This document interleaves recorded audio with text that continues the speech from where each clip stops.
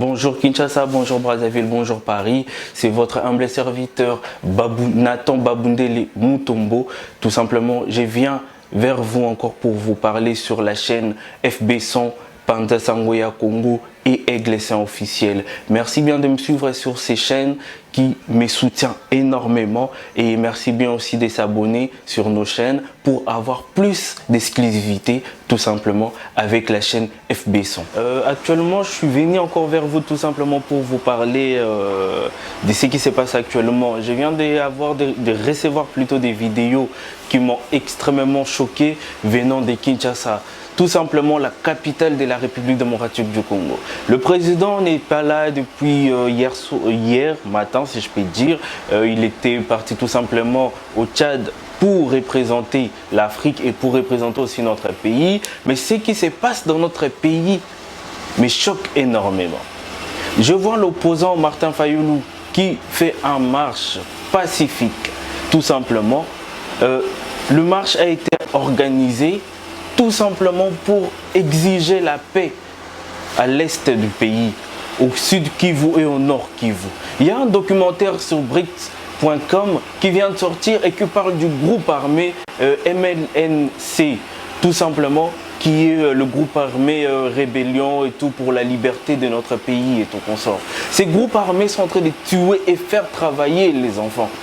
On a Bosco Tangana qui est arrêté ici en France, qui est actuellement en prison, tout simplement parce qu'il a fait travailler les enfants. On voit tous ces milices faire travailler des enfants. J'ai eu mal au cœur de voir qu'un enfant de 13 ans avait déjà sur son actif plus de 10 morts.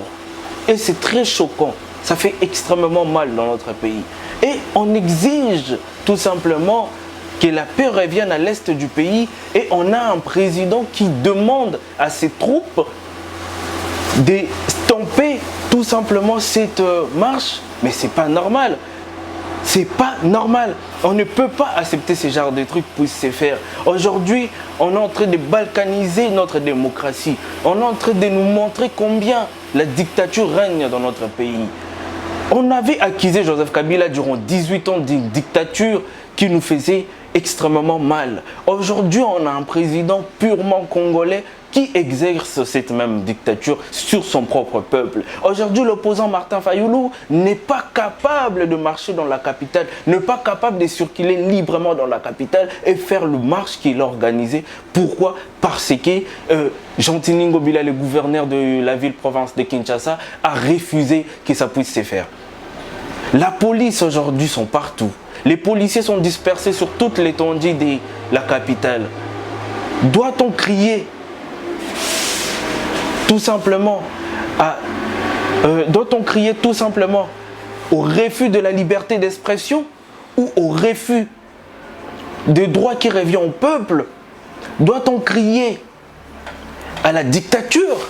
Doit-on appeler encore comme on a l'habitude d'appeler tout ce qui nous représente, l'Union africaine, l'Union européenne, les Nations Unies? Doit-on encore appeler les Nations Unies pour venir représenter encore pour une fois notre pays? On a vu avec l'ONU. L'ONU aujourd'hui c'est l'ONU qui tue. J'ai suivi un documentaire de Mike Hammer. Mike Hammer, l'ambassadeur américain qui se trouve dans notre pays. Il a dit, le problème n'est pas de savoir qui tue, qui fait ceci, qui fait cela, mais c'est qui le commanditaire. Et ça, je suis bien d'accord avec lui. C'est qui le commanditaire de toutes ces milices? Qui donne les armes? Mais j'ai retenu un truc très important. Il a dit qu'il faut faire très attention parce que les États-Unis a déjà demandé qu'on puisse stopper tout simplement les financements. Et il reconnaît que les États-Unis sont en train de financer tous ces milices. Tous ces milices sont en train d'être financés par les États-Unis d'Amérique. Oui, j'accuse les États-Unis d'Amérique par le propos tenu par l'ambassadeur Mike Hammer. Et c'est fait il y a à peine 2 jours de cela, ces documentaires. Ou si je peux dire cette interview. Ça fait extrêmement mal de voir ce genre de trucs. Ça fait extrêmement mal de se dire congolais. Et quand on veut faire quelque chose pour que le peuple puisse être libéré, on puisse nous interdire. On puisse nous dire non non ceci, non c'est là. On ne veut pas. Stop à la guerre, stop à la dictature. On a besoin de la démocratie, on a besoin de l'état des droits qu'il nous avait promis puisse être mis en place. Le président de la République, Félix Antoine Tshisekedi Tshilombo, nous a promis beaucoup de choses. Mais jusqu'à présent, hélas, 2 ans déjà, on ne voit rien du tout jusqu'à présent. Donc, c'était tout simplement un petit message que j'avais aimé plutôt passer aux Congolais pour que le Congolais puisse comprendre qu'on doit se lever. Nous tous, on doit se lever pour la liberté de l'Est, pour la démocratie puisse régner dans notre pays et l'état des droits puisse être exercé dans notre pays tout simplement. Merci bien à vous, merci bien aux Congolais. Plairons ensemble et prions ensemble pour tous nos frères, sœurs, amis, connaissances, tous ceux qui se retrouvent à l'Est du pays, prions pour eux. Et aussi demandons au bon Dieu de nous donner la force pour encore continuer à se battre et encore se mettre devant vous pour vous donner des informations de tout ce qui se passe au niveau de l'Est. Merci bien. Allô, c'est Madame Flexa. J'avais pris rendez-vous pour mon anniversaire en fin février et là je suis pas là. FB100, le spécialiste de l'événementiel. Pour tous vos événements de qualité par des professionnels. Prenez place, Madame Flexa. Pressez-vous chez FB100.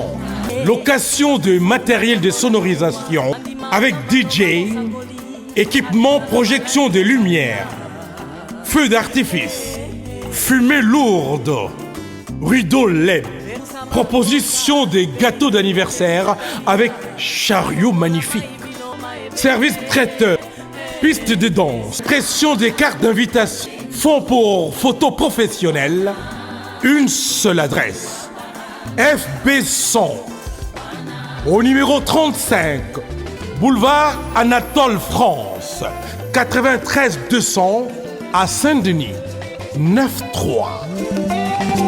Pour les reportages, photos, vidéos, des caméramens spécialistes, des professionnels, FB100.